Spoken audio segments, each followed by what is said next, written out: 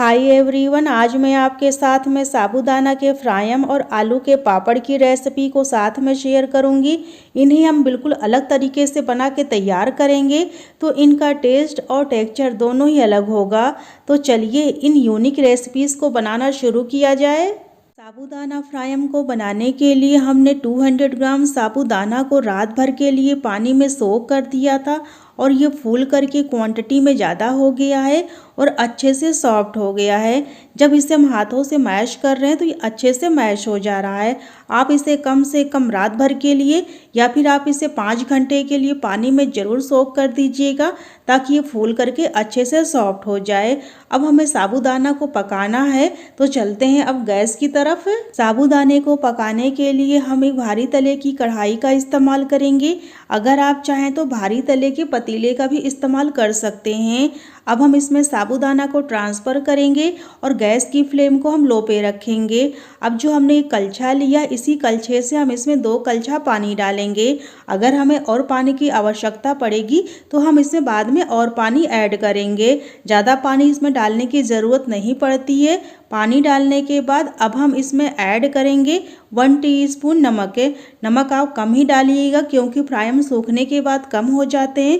तो अगर आप इसमें नमक शुरू में ज़्यादा कर देंगे तो सूखने के बाद नमक भी ज़्यादा हो जाएगा।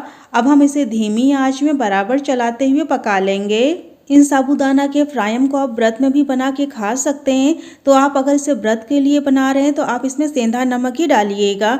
अब ये साबूदाना पक के तैयार हो गए हैं। इसे हमने लो फ्लेम पर ही पकाया है, मीडियम या हाई फ्लेम पे नहीं पकाया है। अब हम इस साबूदाना को हल्का सा ठंडा करेंगे और ठंडा करने के बाद अब हम इसमें ऐड करेंगे उबले हुए आलू। साबूदाना में आलू को आप मैश करके मत डालिएगा, इसे अच्छे से ग्रेट कर लीजिएगा। इसमें बिल्कुल भी गांठें नहीं रहनी चाहिए। आलू को हमने अच्छे से ग्रेट कर लिया है। आलू को डालने के बाद अब हम इसे साबूदाने के साथ में मिक्स कर लेंगे। और एक ज़रूरी बात यह है कि आप इस रेसिपी में ठंडे आलू का इस्तेमाल करिएगा, गरम आलू का इस्तेमाल बिल्कुल मत करिएगा। आलू को हाथों से अच्छे से साबूदाने के साथ में मिला लेंगे। अब ये फ्रायम का मिक्सचर तैयार हो चुका है तो अब हम फ्रायम बनाना शुरू करेंगे। साबूदाना के फ्रायम को आकार देने के लिए हम साबूदाने की पॉलीथीन का इस्तेमाल कर रहे हैं। अगर आप चाहें तो दूध की जो थैलियां घर में आती हैं उनका भी इस्तेमाल कर सकते हैं, या फिर नमकीन के पैकेट, चाय पत्ती के पैकेट होते हैं, या फिर आप पाइपिंग बैग का भी इस्तेमाल कर सकते हैं। मिक्सचर को हम पॉलीथीन के अंदर भरेंगे और इसके साइड पर देखिए नीचे से हल्का सा हम कट लगाएंगे। ज़्यादा मोटा कट मत लगाइएगा, हल्का सा ही लगाइएगा। फ्रायम को फैलाने के लिए हम प्लास्टिक शीट का इस्तेमाल कर रहे हैं। इससे हमें तेल या घी से ग्रीस करने की भी आवश्यकता नहीं है। अगर आपके पास प्लास्टिक शीट नहीं है तो आप इसे साफ सूती कपड़े पर भी बना के तैयार कर सकते हैं। ये मिक्सचर काफ़ी ड्राई है, गीला नहीं है, तो सूती कपड़े पर भी आसानी से सूख के निकल जाएगा। फ्रायम को हम जलेबी के आकार में बना रहे हैं। अगर आप चाहें तो इसे रिंग का भी आकार दे सकते हैं, या फिर आपको जो भी डिज़ाइन आती हो अपने हिसाब से आप इसे बना सकते हैं।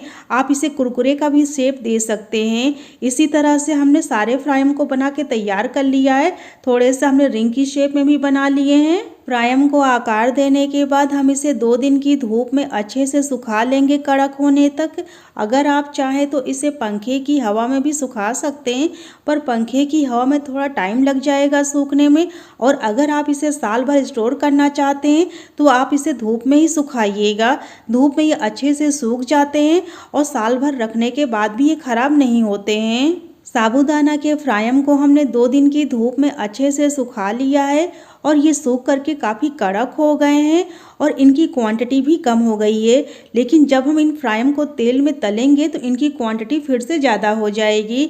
मैं इन्हें आपको तलने का तरीका भी बता दे रही हूँ। फ्रायम को फ्राई करने के लिए हमने तेल को पहले से गर्म होने के लिए रख दिया था। जब तेल अच्छे से गर्म हो जाए तभी आप इसे तेल में डाल के फ्राई करिएगा। आप देखिए जब इन्हें हम तेल में डाल रहे हैं फ्राई करने के लिए तो इनका आकार भी बड़ा हो जा रहा है। इसी तरह से हमें साबूदाना के फ्रायम को फ्राई करना है। इन अलग तरह के आलू के पापड़ को बनाने के लिए हमने 1 केजी छीले हुए आलू लिए हैं। आलू का छिलका उतारने के बाद हमने इसे 2 से 3 बार साफ पानी से वॉश करके इसे पानी में भिगो कर रखा है, ताकि ये काले ना पड़े और ना ही लाल पड़े। आलू का छिलका उतारने के बाद आप इसे पानी में भिगो कर ज़रूर रखिएगा। ये एक ज़रूरी पॉइंट है इस पापड़ को बनाते समय, इसका ध्यान रखिएगा। और दूसरी बात यह है कि इस पापड़ को बनाने के लिए आप बड़े साइज़ के ही आलू का इस्तेमाल करिएगा। तो अब हम चलते हैं आगे के प्रोसेस के लिए। इन छीले हुए आलूओं के अब हमें लच्छे बना के तैयार करने हैं। तो उसके लिए हम ये ग्रेटर लेंगे और ग्रेटर की हेल्प से सारे आलूओं को हम ग्रेट कर लेंगे। ग्रेटर का जो मोटा वाला होल है, इसी से हमें लच्छे तैयार करने हैं। मीडियम वाला या जो महीन वाला है, उस होल से हमें बिल्कुल भी लच्छे नहीं तैयार करने हैं। और ये लीजिए, हमने सारे आलूओं को ग्रेट कर लिया है। आलू को ग्रेट करने के बाद हम इसे 5 से 6 बार साफ पानी से अच्छे से वॉश कर लेंगे, ताकि इसमें जो भी स्टार्च हो निकल जाए। आलू के लच्छे तैयार करने के बाद इसे कम से कम 3 से 4 बार साफ पानी से वॉश करने के बाद आप इसे साफ पानी में भिगो कर ही रखिएगा, नहीं तो ये लाल पड़ जाएंगे, फिर उसके बाद ये काले पड़ जाएंगे और पापड़ अच्छे से नहीं बन पाएंगे। धुले हुए आलू के लच्छों को अब हमें पानी में उबालना है। तो उसके लिए हमने पतीले में पानी को पहले से गर्म होने के लिए रख दिया था। पानी अच्छे से गर्म हो गया है। 1 बड़ा चम्मच इसमें नमक डालेंगे। इसकी जगह पर आप सेंधा नमक का भी इस्तेमाल कर सकते हैं, क्योंकि इस पापड़ को आप व्रत में भी खा सकते हैं। नमक को अच्छे से मिला लेंगे। अब जो हमने आलू के लच्छे तैयार किए हुए हैं पानी में डाल करके, इसे हम कम से कम 5-7 मिनट तक उबाल लेंगे हाई फ्लेम पर। आप लोगों में से बहुत सारे लोगों के दिमाग में ये बात चल रही होगी कि आप बना रही थी आलू के पापड़ और बना दिए हैं आपने आलू के लच्छे, तो हम इन्हीं आलू के लच्छों से आलू के पापड़ बना के तैयार करेंगे। जब इन लच्छों को हम पानी में पका रहे हैं तो इसमें चिपचिपापन आ जाता है। जब हम पापड़ को बनाएंगे तो ये एक दूसरे से चिपक जाएंगे और आलू के पापड़ बन के तैयार हो जाएंगे। और ये आलू के लच्छे भी अब पक गए हैं। हमें इन्हें पूरी तरह से नहीं कुक करना है, बस 70% ही कुक करना है। यदि आप लोग चाहें तो इन लच्छों को पकाते समय थोड़ा सा रंग के लिए हल्दी पाउडर भी इस्तेमाल कर सकते हैं। और ये आलू के लच्छे पक के तैयार हो चुके हैं। तो अब हम इन्हें छान लेंगे।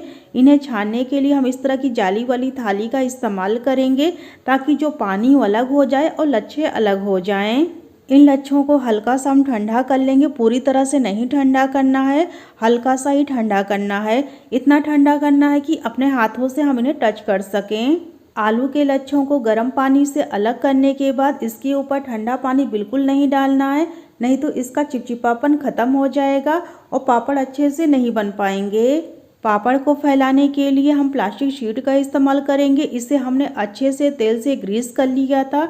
इन आलू के पापड़ को आप बिल्कुल भी कपड़े पर मत फैलाइएगा, नहीं तो ये कपड़े में चिपक जाएंगे और पापड़ आपके ख़राब हो जाएंगे। और ये आलू का जो लच्छा है अब ठंडा हो चुका है हल्का सा, इसे हाथों से हम टच कर सकते हैं। तो 1 चम्मच हम लेंगे आलू का लच्छा और हाथों की हेल्प से इसे हम गोल फैला देंगे।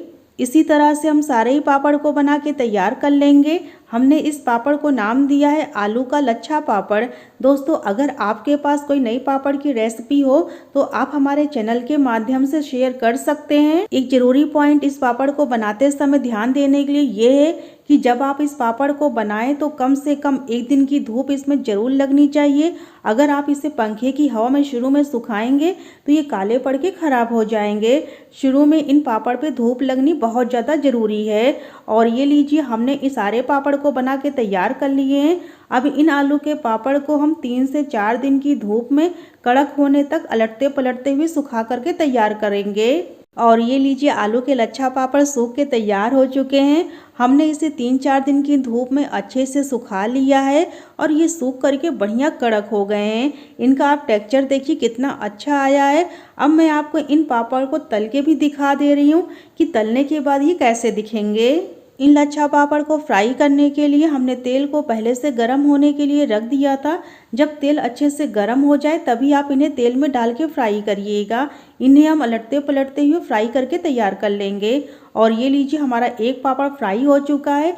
इसी तरह से हमें पापड़ को फ्राई करना है। दोस्तों, अगर आपको इस लच्छा पापड़ को बनाने में किसी भी प्रकार की समस्या आए तो आप कमेंट के माध्यम से अपनी समस्या का समाधान कर सकते हैं।